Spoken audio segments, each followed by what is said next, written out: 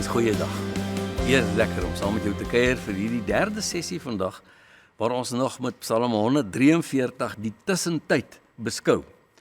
Ek wil vandag bietjie kyk na 'n joernalis se uitsig, maar ek gebruik die 10de vers van Psalm 143 uit die 2020 vertaling. Leer my om te doen wat vir U aanvaarbaar is, want U is my God.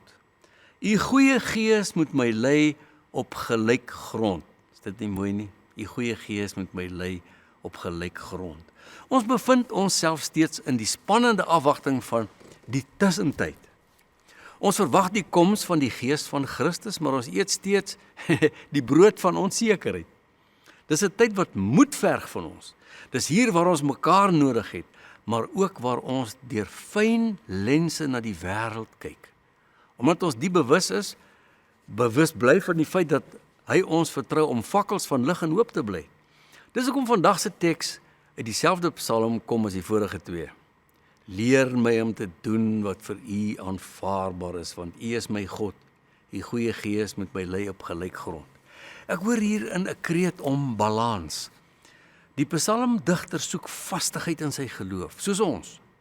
Ons weet dat ons Here Jesus ons begelei deur hierdie wagtyd. Hy wil dat ons die juwele van geloof ontdek, poleer en tentoonstel aan 'n wêreld waarin hoop soms ontbreek. Sonder om jou nou tot moedeloosheid te dryf met die stories van die wêreld rondom ons, weet jy as gelowige intuïtief dat ons moet weet wat rondom ons op alle vlakke gebeur. Jy sal saamstem dat baie in ons land en die wêreld gebeur het, sommer in die nabye verlede.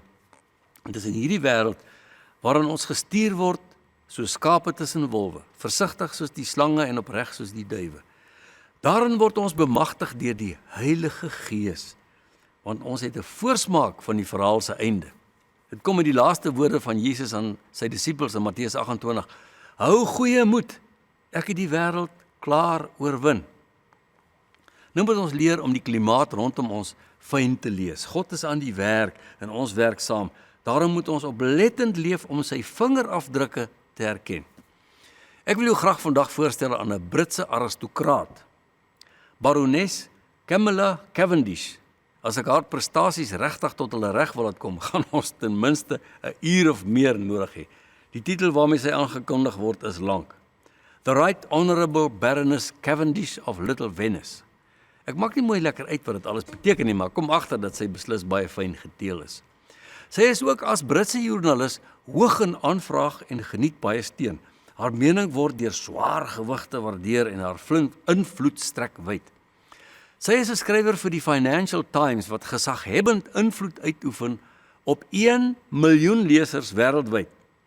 Sy word beskou as die mees toonaangewende skrywer in hierdie tydskrif in die internasionale arena.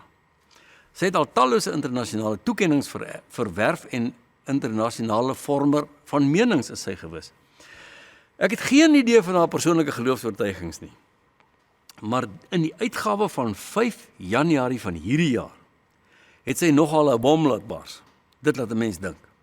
Sy begin haar artikel met 'n opmerking dat die westerse hemisfeer die denke baie gemaklik geraak het met die idee dat ateïsme eintlik die regte manier van dink is. Jy herken die woord default. Skielik is sy glad nie meer so seker dat dit volhoubaar is nie. Sy maak 'n baie sterk stelling. Secularists must remember that religion is on the rise. Dis nogal 'n vars bries in die Britse omgewing waarin die militante ateïste vir geruime tyd die nuusopskrifte amper oorheers het met aggressiewe veroordelings van geloof. Gelowiges is uitgekryt as oningelig, naïef, agter die tyd, liggelowig. So as jy jou voete op die pad na welvaart wil sit, moet jy liewer by hulle geleedere inval. Dis nou die moderne ongelowiges. Jy moet leer om te leef in hierdie harde werklikheid. Geloof is net 'n pie in the sky, too high to come by. Camilla baseer haar stelling dat geloof nie sommer afgemaak moet word nie op die feit dat 4/5 van die wêreldbevolking steeds identifiseer met een of ander geloof. Nie die Christelike geloof nie, maar een of ander geloof. Weliswaar slaan sy die Christelike geloof nie as heel bo aan nie, maar sy maak 'n baie sterk stelling dat die bevolkings wat die vinnigste groei, met ander woorde die hoogste getal geboortes registreer, sterk identifiseer as gelowig. Sy verklaar verder dat Sub-Sahara Afrika die mees dramatiese groei in die Christelike geloof aanmeld gedurende die 20ste eeu. Die verwagting is dat die Christelike bevolking gaan verdubbel na 2050 toe, tot ongeveer 1,1 biljoen. Daar is ook tekens, so beweer sy in haar artikel, dat die jonger geslag op soek is na iets meer as materialisme en hulle dus tot die Christelike geloof wend. Merkwaardig dat veral die sogenaamde Gen Z's, dis nou ouderdom 13 tot 28, daar blyklik baie oop is vir geloof en 'n honger het na geestelike leiding en beter waardes. Kerkbywoning styg selfs in Europa. Finland saw a doubling of young men attending church in the past decade, though no one knows quite why. Die kerke wat die hoogste groei vertoon, blyk die charismatiese groepe te wees, omdat hulle meer geleentheid bied vir deelname wat die hele mens insluit. Sy maak baie interessante stelling in die verband oor openbare figure. Uitgesproke oor hulle Christelike geloof, wat tallose volgelinge op YouTube-kanaal opgebou het. Ek noem net een, Amerikaanse biskop Robert Barron, het ongeveer 1,8 miljoen volgelinge op YouTube. Die Kanadese sielkundige Jordan Peterson skram ook nie weg om die Bybel aan te haal in sy optredes nie. Ek het al verwys na die befaamde historikus van Engeland, Tom Holland, wat geen geheim maak van sy terugkeer na die Christelike geloof nie. Toe hy een Sondag saam met sy ma na haar kerk toegegaan het en daar in die banke van 'n doodgewone Anglikaanse kerk met geen indrukwekkende prediker nie, het hy net opnuut bewus geword van God, om homself opnuut toegewy aan die Here. Nou, ons het gesê, ons is hier in die tussentyd, in baie goeie geselskap. Daar heers 'n nuwe soeke na ons God en Vader.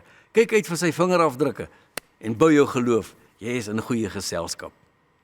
Dankie Here, dat U die lewe vir ons so indrukwekkend inkleur.